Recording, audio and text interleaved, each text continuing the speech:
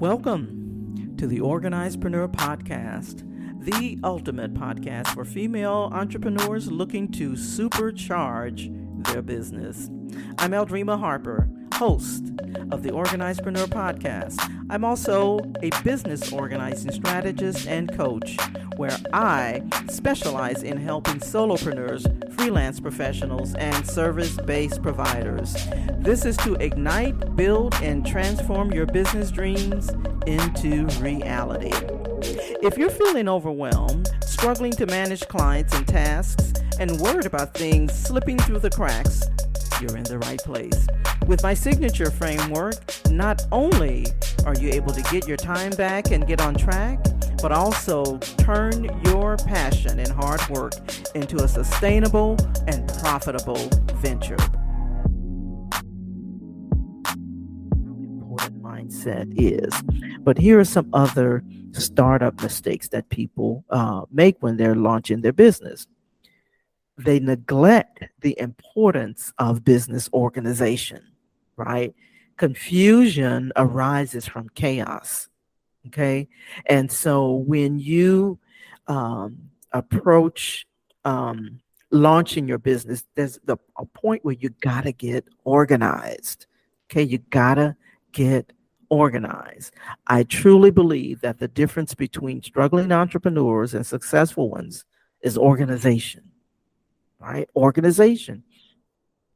And so this is a quote that I found that says, clutter is the physical manifestation of unmade decisions fueled by procrastination, right? I can't tell you how many people I have served over the years that did not understand that, number one, the clutter that you see is always a representation of what's going on inside, right? And again, it's the manifestation of unmade decisions, because you when you find yourself in a cluttered situation, that's going to cause procrastination. Okay. So clutter is the physical manifestation of unmade decisions fueled by procrastination. Research also shows that, or suggests that, a cluttered environment can lead to decreased productivity and increased stress, right? This is really, really important to understand the impact of clutter. Clutter costs you, it can cost you millions. It can cost you financially, it can cost you emotionally, it can cost you mentally, it can cost you physically. It impacts a lot of different areas. Not only that, when you are unorganized, you reduce your productivity.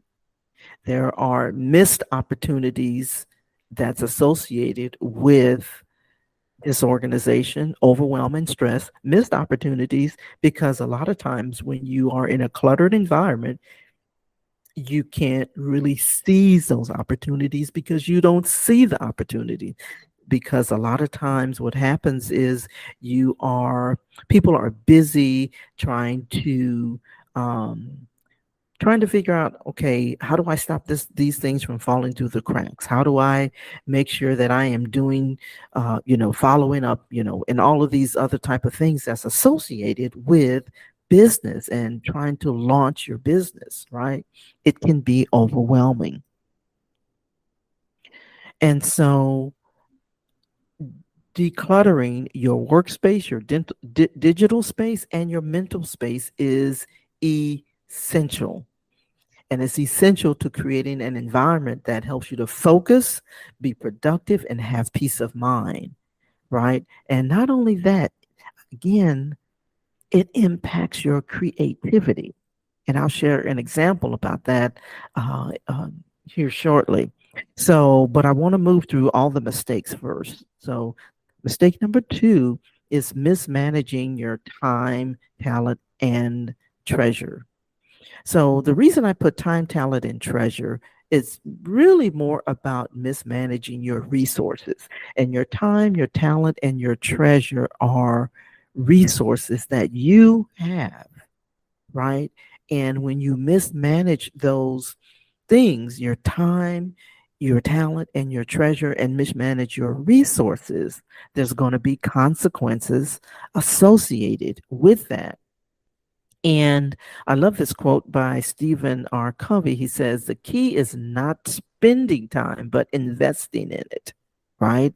Time is your most valuable asset. It cannot be recreated. Now, the Bible does say it can be redeemed, but that's another class for another time. I actually talk about that in some of my other courses that I do have.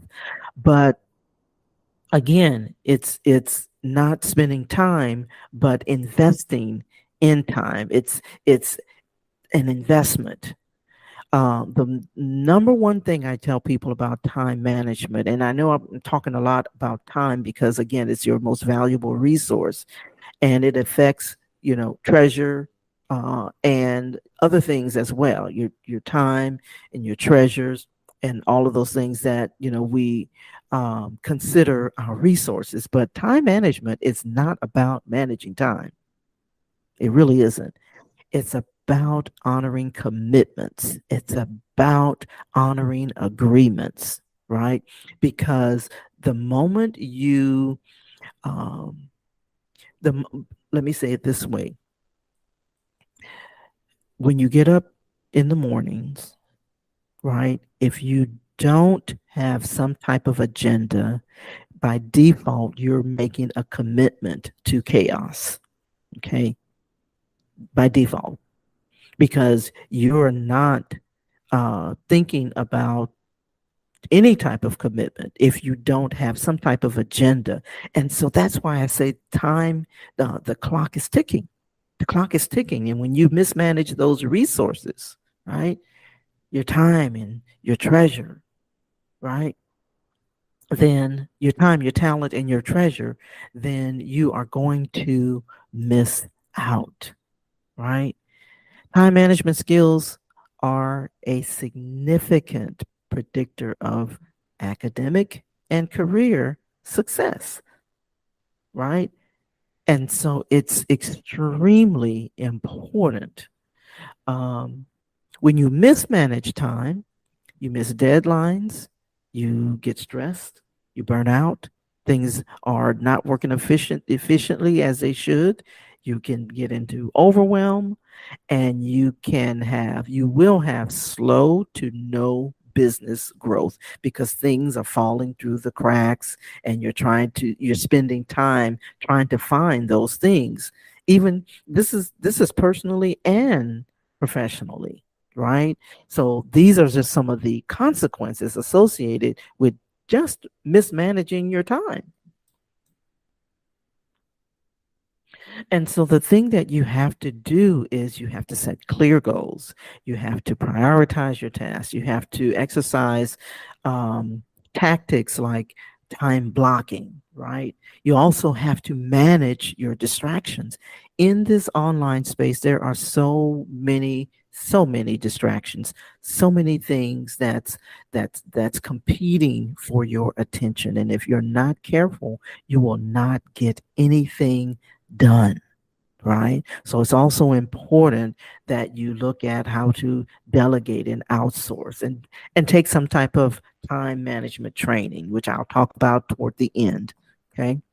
But mismanaging time is mistake number two. And it's not about just cramming, as many tasks as possible into your day. It's not about that. I just said, what it was. It's about working smarter, achieving better results with the time that you have. All right. So that's mistake number two. Mistake number three is overlooking systemization. Okay. And I know that I'm moving kind of fast, but I really want you to, if you're able to take notes or whatever, you'll be getting the replay of this, and you may have to go back and just kind of slow this down a little bit. But these four mistakes are very, very essential to creating to understanding so that you can create the type of infrastructure for your business launch and starting your business. So the power of efficient operations is essential. And a lot of people really overlook systemization, right?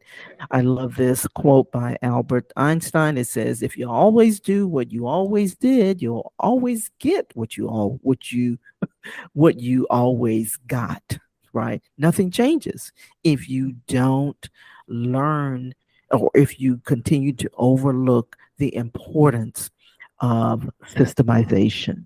Okay. There are some statistics that show when you have systems in place, you are 30% more profitable. That's by McKinsey companies, 30% more profitable, which means if you're making $1,000 a month, when you have systems in place, your business will triple. Okay, your business has the opportunity to triple. And so the consequences of overlooking systemization is inefficiency, inconsistency, right?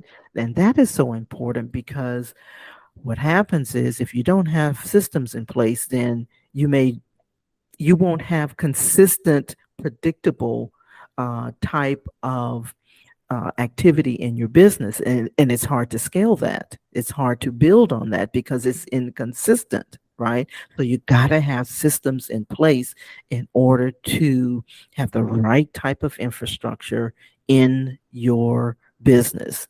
You're gonna have a hard time scaling your business, right? And it's going to increase your costs because you're spending more time doing things manually and not figuring out how to put automations and systems in your business when you first launch the business. Now, you may not know what systems you need, but there are some very foundational, very common systems like CRMs, particularly if you are in this online space, right? You got to figure out what type of systemization is going to be needed, but you're going to need some automation. You're going to need CRM so that you can keep track of clients and where they are. You're going to need to figure out what type of onboarding process, right? And particularly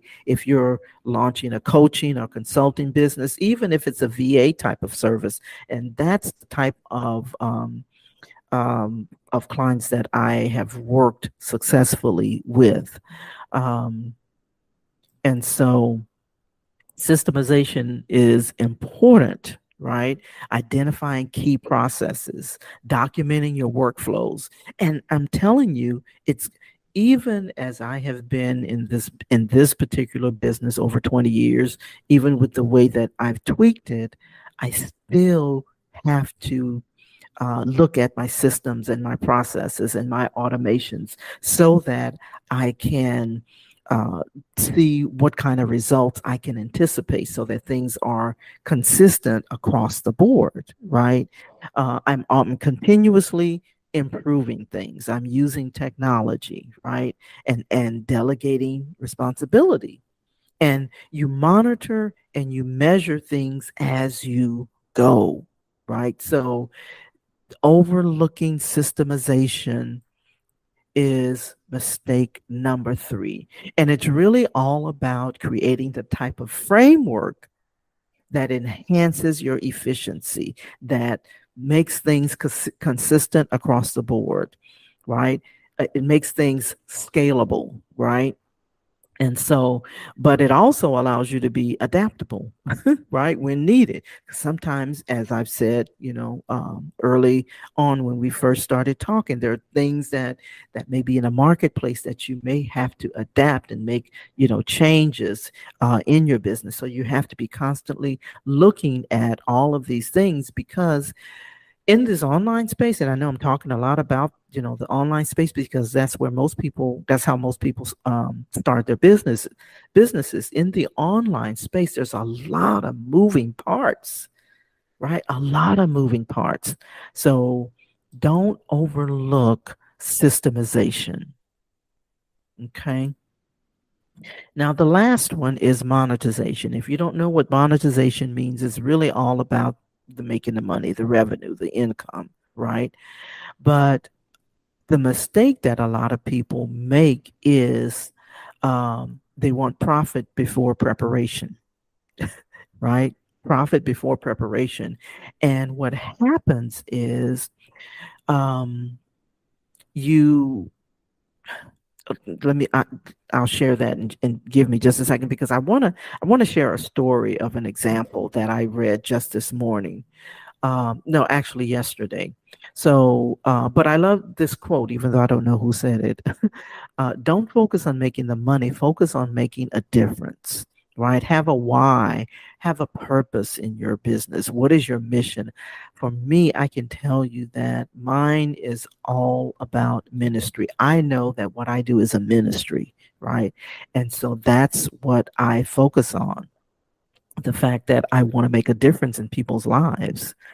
Okay. And so I know that what God has given me in order to serve my market is is doing just that.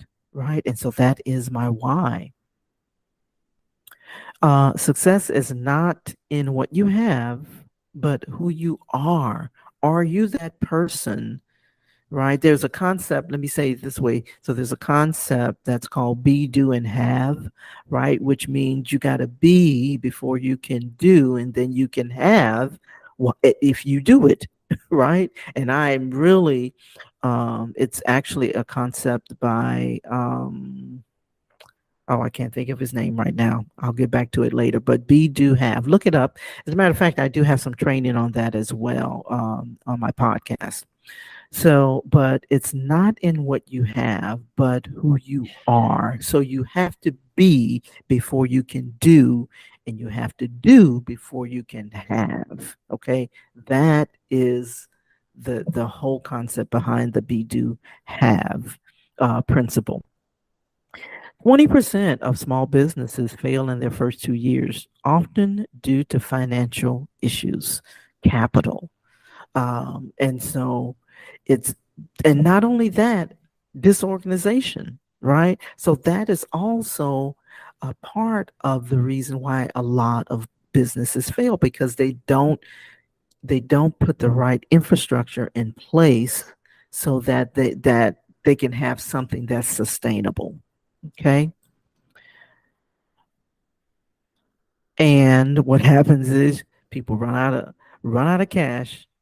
That is um, the second most common reason for startup failure, according to CB Insights, is they run out of cash. They may have cash in the on when they first start their business, but they run out of cash, right? And so, and I want to get to the story that I wanted to share with you all, because a lot of people, there's two things that happens when rushing into monetization, rushing to have, making money the object of your business rather than serving people. um, when you do that, and just like I just said, not putting the right infrastructure in place, what happens is financial instability occurs, low quality products and services um, you'll have and damage to your reputation and burnout. But let me share this story because I keep talking about it and I haven't I just read it. It was in my email, and I was like, "This is perfect." So there was an instance where a marketing consultant was hired by a client, right? And the marketing consultant decided to stop working with the client after scaling that client, after helping that client to go from $400,000 a month to $1.2 million a month in 30 days. Okay. So the consultant stopped, the marketing consultant stopped working with him because he said when the person hired him, the person told him that they were ready to scale, but they were not. And so what happened was they sold so many products, the client sold so many products that they couldn't keep up with the demand and had to refund over $300,000 of the revenue. That's the kind of refunds that they had to start giving back because they had sold so many products. But here's the kicker.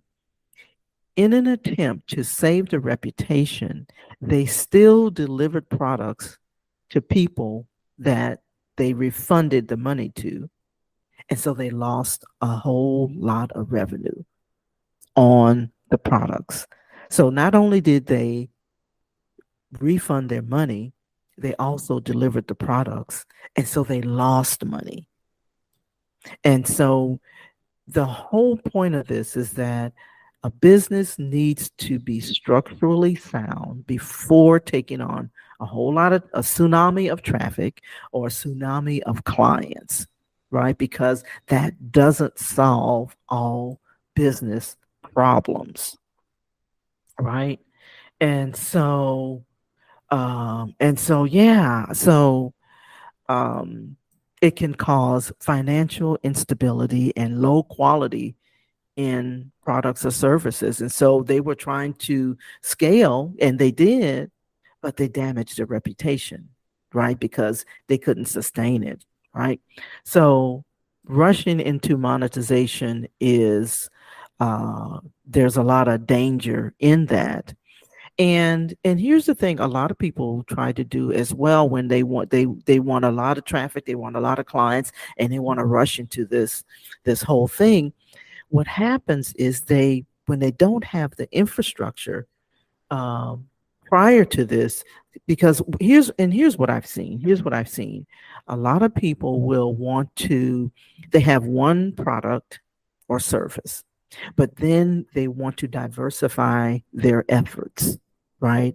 And when they do that without the right infrastructure in place, they're all over the place. So it goes back to not having quality service, not having quality products, being all over the place, trying to do this and that without allowing the one thing that you start. Why not allow that to fuel, right, and finance your other endeavors, right? And so that's what I mean by rushing into monetization, right? So the thing is, you got to really develop a solid plan, solidify your plan, do some market research, find out who is your avatar, who is your client, who is your perfect client, right? Um, you got to have the right pricing strategies in place, right? Financial preparedness has to be in place. You got to test and read, and revise and revamp. That's what the entrepreneurial journey looks like, right? And it requires, like I said, patience and persistence, right?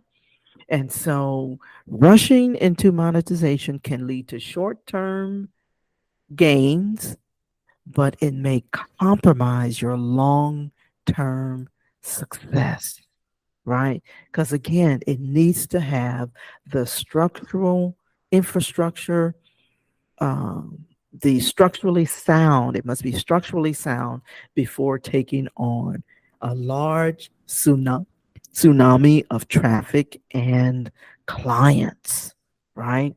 And so here's what I want to do. I want to share this with you, and then we're going to get to the Q&A, because I know that I've shared a lot of stuff. I mean, this was like I was trying to get all of this information to you about these mistakes that I see all the time. And the reason I shared that is because I have made those mistakes as well. And I don't want anyone that's listening to the replay or even live with me now to go through. I want to help you avoid the pitfalls, right?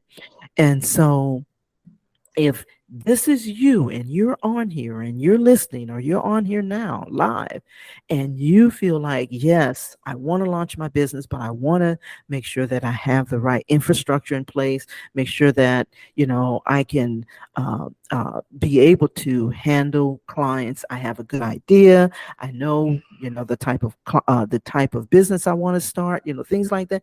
That may be you, but you may need some support.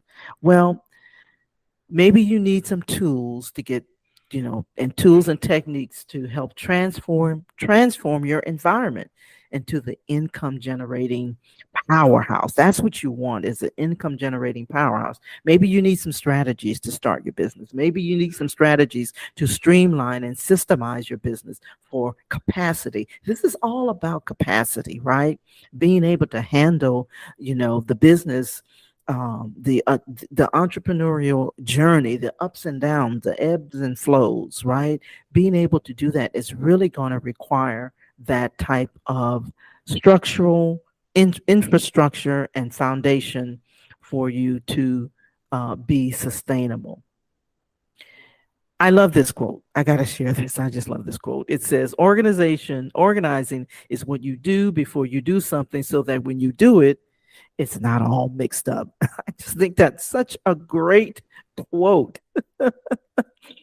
So here it is, the 4-step framework that I offer my clients: organize, optimize, systemize, and monetize. And I just shared with you these are the 4 overlooked mistakes that I see happening in the marketplace, and that I know that I can help my clients through that, right? Because 23% of startups fail due to disorganization, right? And so here's what you get. You get video training that provides you with step-by-step strategies, an ever-growing resource of library workbooks, templates, access to an inner circle community for accountability, connection, and support, live group coaching, Q&As every month. That is what you get so that you can launch your business sustainably. Private group chat, connection, feedback, and support. Co-working sessions so that you can implement the tasks, work on assignments, declutter and get organized, stay accountable. And again, it's not just about decluttering and getting organized, right? Let me share this with you, and then we will move to the Q&A. So Dr. Rebecca Malhai went through my decluttering challenge. It was a free decluttering challenge.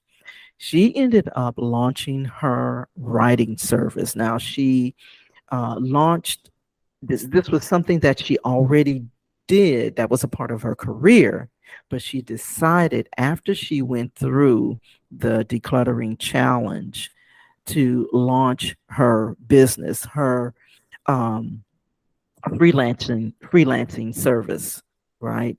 And this was just one module that she went through, and I was offering it for free. And that's when I was telling you up front that that was a part of the realization that I had, that people who were going through this were launching their businesses, right? And so she launched her business. As a matter of fact, I sent her some business for after she launched her writing services. I sent her some business. And so that's her. Stacy Weaver launched her virtual assistant service. And here's the thing: when she found out, she found the event, just like you all who are on here found out about this event. She found out about the event, and she didn't necessarily need so much of the organizing piece. She knew that there were some things that she needed as far as organizing, but she was already kind of organized. So she was like, well, I'll go to this and, get some organizing tips. Well, as a result of it, she actually launched her virtual assistant service. Now, here's the thing. This was in February of this year. She has not even been um, in business for a year yet, and she is on track for six figures. Six figures. She's got four clients. She's actually my current client right now. So she decided to move forward with my coaching, and so she is on track for having a six-figure business, and she hasn't even been in business a whole year yet. So a part of one of the things that I do is um, and that's the organizedpreneur inner circle, and those four steps is what I was sharing with you. That's a part of what people get. Not only do you get to understand how to get organized for your business, how to optimize your time, your talents, and your resources, how to systemize your operations. I also show you how to launch your business and how to get leads for your business. Now, with Stacy, who was just showed you, she gets referrals, right? She only has four clients, okay, and so but she's on her way to six figures, right? But there are other ways, and I show you how to get leads for your clients, how to get leads through podcasting, how to get leads through referrals, how to get leads by creating events. I show you step by step by step how to do that, and so what I decided to do, and I'm just starting to offer um, this organizedpreneur inner circle for people who, again, freelancers, service-based professionals, coaches, and consultants. I am offering this as a way to kind of look over my shoulder and be able to go with you step by step. You watch over my shoulder how we set up your business, right? How I helped her to set up her business, how, the four steps that I just shared. There's a detailed process, there's a detailed framework within those four levels: the organization, the optimization, the systemization, and the monetization. There's a deeper dive, is what I'm saying. And so you get the opportunity to watch over my shoulders. Now, what this is a 6-month mastermind that I am launching. I have not launched this before, and I've decided I was going to do that now, as I'm teaching others to launch their business, right? Listening and subscribing to the podcast. Simply go to organizedpreneurpodcast.com. And also check out the freebies available, including a free training at theorganizedpreneur.com. So you ready? Let's go.